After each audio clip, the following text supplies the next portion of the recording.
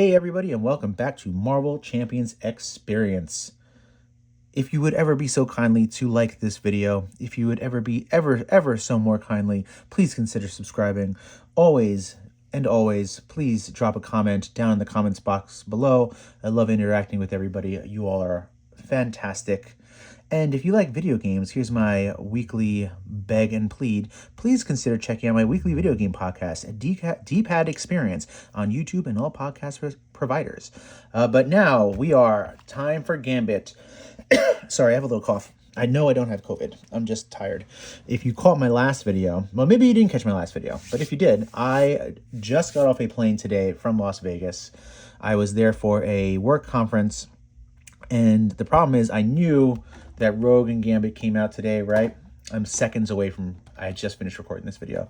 I knew they came out today, and I was like, oh God, I need to run from the airport to the nearest local card game, tabletop game store, friendly local game store. I'm very tired, and find them. And I ended up going from the airport in Queens in New York City, went to Manhattan, found a store, picked it up, and then went back home. Yeah, I did all that because I love this damn game so much. All right, here we are, Gambit. Let's do our unboxing. And as usual, oh no, where did I put my little nail? Okay. So let's grab let's see what we got here. We have our poster. We always know that we get the poster. It's basically this artwork right here. So we have our poster there. We'll leave Gambit right there looking at us. We'll put our poster to the side because I don't really need it. And I have my little nail here to help me open these card packs because sometimes they can be just very frustrating to open. Luckily, I have not cut myself with the nail opening this. I'm sure there's a much safer way to do it, but why would I do that? So my trip in Vegas went fairly well. I broke even. I gambled a little bit, broke even. So, don't have really much to complain about there. All right, we did it. We opened it. So, a little just to remind everybody, I don't actually know what's in here for the most part. I did his, reaction video where I did look at his initial cards, but I didn't look at everything. I love being surprised. I hate watching trailers for movies. So I'm going into this virtually blind, aside from what I went over on my reaction video. But I'm very, very much looking forward to him. From what I saw and reacted to, I think he's going to look amazing. I think he looks amazing. This is a Justice character for me, and I cannot wait to use him. All right, so we have Remy. What do you got for us, Remy? Hand size is 6, health is 9. It's a low health. Don't love that. But 3 recovery. Thief Extraordinaire.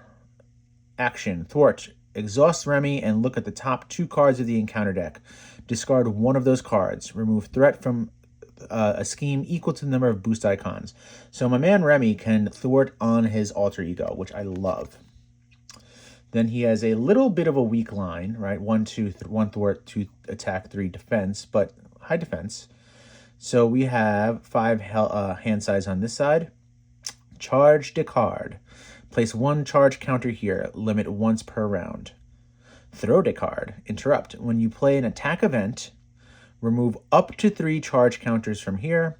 That event deals +1 damage for each charge counter remove. And a thing to note that I made sure that I read in when we were doing the reaction video.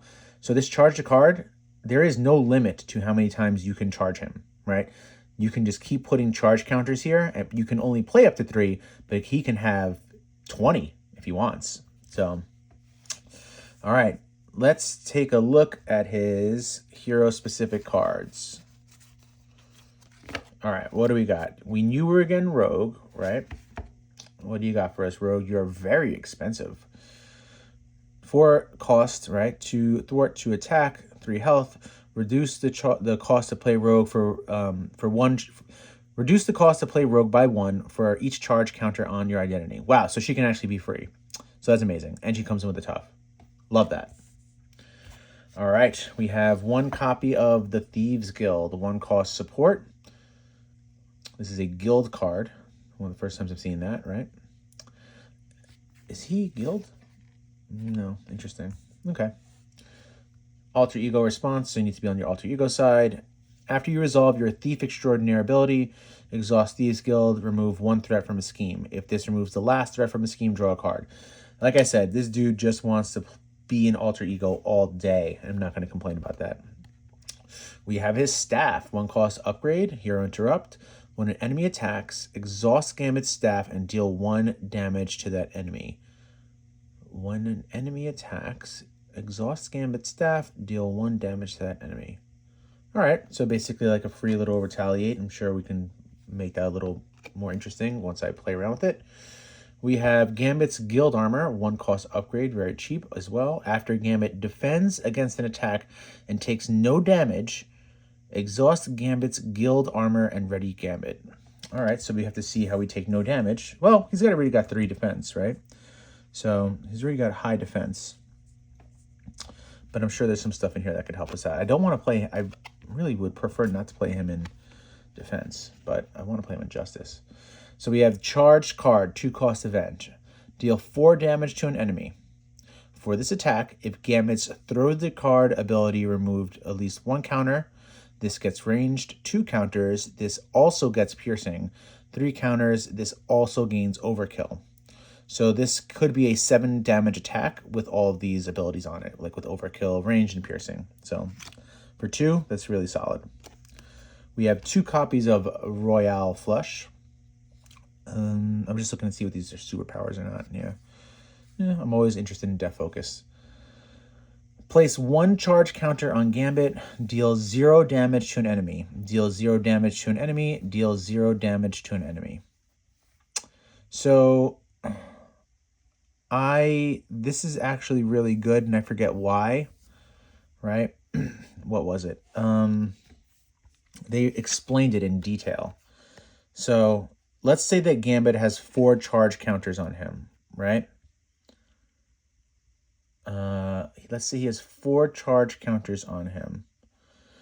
Place 1 charge counter and that would go to 5. Deal 0 damage to an enemy. Okay. But this throw to card interrupt, when you play an attack event, remove up to 3 charge counters from here. That event deals +1 damage for each removed. So they did say this could deal like up to 9 damage. I don't remember how. I think maybe it's depending on how many charge counters he has. This is the one I'm going to have to read about and play around with, because it's 3 attacks in a row, right? Remove up to 3 charge count. Yeah. I see. When you play an attack event, that event deals +1 damage for each. Yeah, that one I have to get used to. I have to figure this one out. I know this is a very good card. I just I can't process it right now because I'm so tired. All right, what do we have? We have Natural Ability Agility, 0 cost event. When you defend against an attack, place 1 charge counter on Gambit. For each charge counter on Gambit, you get +1 defense for that attack. Yeah, solid. Love that, right? That lets us really be able to use this guild armor and just being able to ready. I think this is a alter ego one. Yep, 2 cost event, alter ego, remove 3 threat from a scheme. If this removes the last threat from that scheme, confuse the villain. So you can confuse the villain in alter ego, just keeping him in alter ego. What a charmer, this guy, this Gambit. Then we have Molecular Acceleration. When you spend this card, place 1 charge counter on Gambit. I really want to go back to this one. Sorry. So let's say if this has 6 charge counters on it, right? Let's say if Gambit has 6 charge counters on him. When you play an attack event, this is an attack event, remove up to 3 charge counters from here. That event deals +1 damage for each charge counter. So 1, 2, 3. It can't be a 3. Is it like... Oh, I see. Now I got it. Okay. So Gambit has 3 charge counters on him, and I can use up to 3 charge counters for an attack event, right? I play Royal Flush, deal 0 damage to an enemy, but it's actually how many charge counters I removed. So let's say if I remove 3 charge counters, It's 3 damage, 3 damage, and 3 damage. This is a 9 damage card as long as we have 3 charge counters on Gambit. Fantastic card. And it could be 3, so it's 3 damage to an enemy, right? So that means it could be 3 damage to the same enemy, or if you have minions, he's just hitting all of the minions. So that's really, really solid. All right, let's see what else we got. Let's go straight to his obligation stuff. And we'll stop at that stop card because God forbid we went over that because it tells us to stop. All right, let's take a look at his obligation. Give to a Remy, right? Exhaust Remy and spend a energy resource. Remove this from the game. While this is in, we get an extra encounter card. That's deadly. That's the first time I've ever seen something like this. We have Belladonna, 2 scheme, 3 attack, 5 health. She's got quick strike and toughness. After she attacks and defeats a character, place 2 threat on the main scheme. All right. Oh, and she comes in with a couple minions. So she seems she doesn't seem too fun. Don't really want to be getting Shadows of the Past. All right, what do we got here? Let's take a look at our pre-con deck. So we have Bishop, 3 cost ally, to thwart, 0 attack with 2 consequential damage, but you have 3 health. After an enemy attacks you, place 1 energy counter here. When Bishop attacks, remove each... Wait, after an enemy attacks you, that's us, place an energy counter here. Got it. When Bishop attacks, remove each energy counter from him. For each energy counter discard this way, he gets +2 attack up to a maximum of 6. Damn, Bishop. That's nasty. So he can be... He can attack twice. And basically he could be a 12 attack character. It's kind of gross. Dazzler, expensive ally, 4 cost ally, 2 thwart, 2 attack, right? 3 health. After she enters play, confuse enemy. Oh, that's worth it. She's worth her cost right there. We have 3 copies of operational skill. 2 cost upgrade. Comes in with 3 operative counters, max 1 per player. When you thwart, remove 1 operative counter from here. That thwart removes an additional threat. That's awesome, especially because he can just use this in his alter ego. So Stealth Strike is in the game already, right? This is just some different artwork. We got 3 copies of that. We have 3 copies of Breaking and Entering, 2 cost event. So need to be a spy or a thief. So we can play it on either side of him. And you remove 3 threat from a scheme. Yeah, so he can play this on his alter ego side. And I keep saying things like that because no character really can truly play from their alter ego side. Miss Marvel comes close, but he just wants to play his alter ego side. I think this is in the game already. Pretty sure it is. When you spend this card to play a thwart event, that event removes 1 additional threat. Yep, makes sense. We have Professor X. Professor X is ready in the game. The X Mansion is ready in the game. Beauty and the Thief. I took a look at this in my Rogue video, but this is fantastic, actually. It's so good that I actually might put this in the game, in my deck. Basically, it's a team up, right? Deal 4 damage and remove 4 threat from a scheme. That's fantastic. We have 3 copies of Hit and Run. 3 cost event, basic event.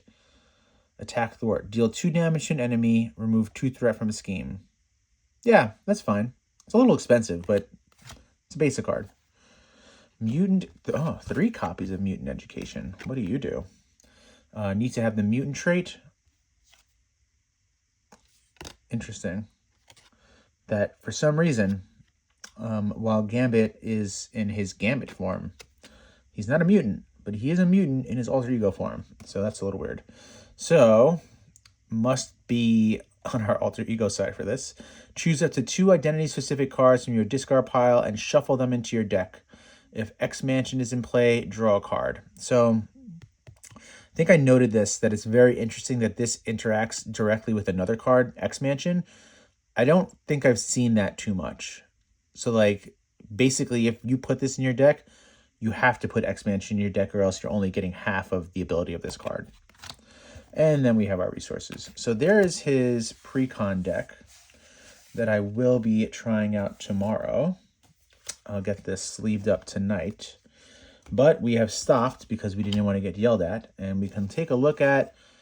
Oh, this one gives us more than Rogue did. Rogue actually only gave us 3 extra new cards. So we have 3. We have a new aggression card, War Room. We have 3 copies of it, and it is a 1-cost support.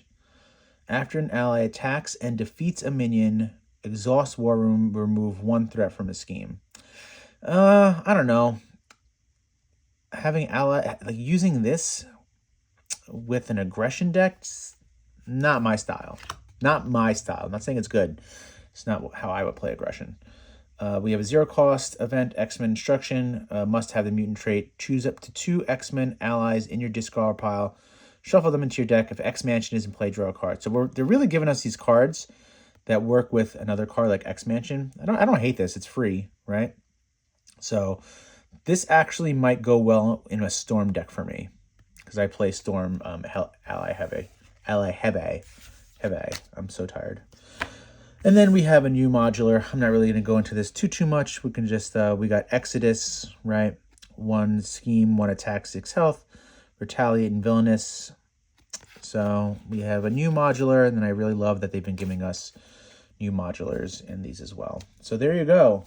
There is our Thief Extraordinaire. There is Gambit. I hope you enjoyed our unboxing. And I'm going to get these sleeved up and hopefully get a game with each of them in tomorrow, as long as I'm not sleeping. Take care, guys.